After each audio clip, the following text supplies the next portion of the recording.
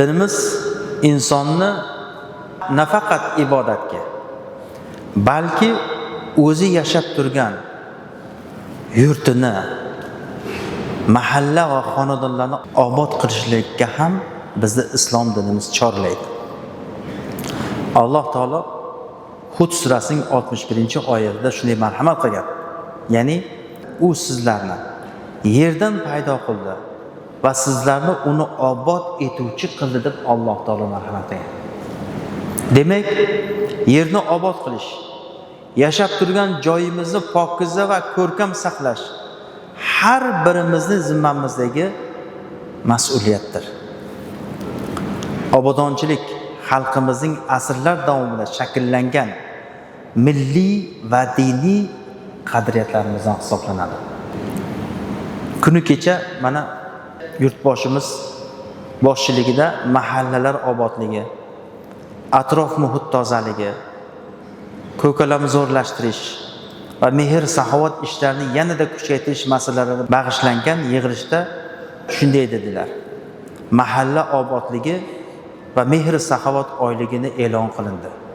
Bu xayrli tashabbus har birimizda obodonchilik madaniyatini yanada yuksaltirish, ajdodlarimizdan meros bo'lib kelayotgan ezgu qadriyatlarni davom ettirish va mahallamiz ravnaqi uchun mas'uliyatimizni oshirishga qaratilgandir.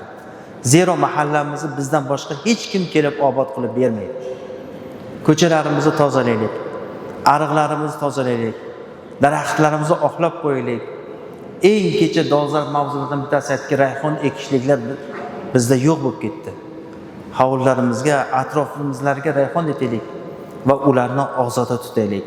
Insonga salovat aytib turadigan narsa, ko'chatlar, daraxtlar. Shularni ko'p qilaylik.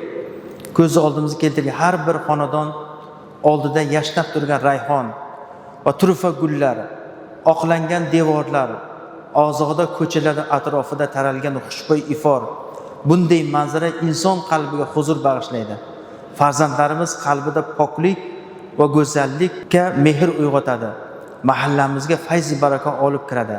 Agar har bir xonadon ana shunday mas'uliyat bilan yashasa, har bir ko'cha obod bo'ladi, har bir mahalla ko'rkam va fayzli maskanga aylanadi. Biz ko'p aytyapmiz, azizlar. Yaqinlaringizni qabridan qarangizlar.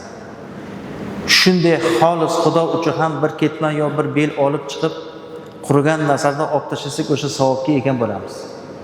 Kim o'tganlarni xotirlasa, u o'tib ketgandan keyin ham uning xotirlaydiganlar bo'ladi. Shu qoidaga amal qilaylik.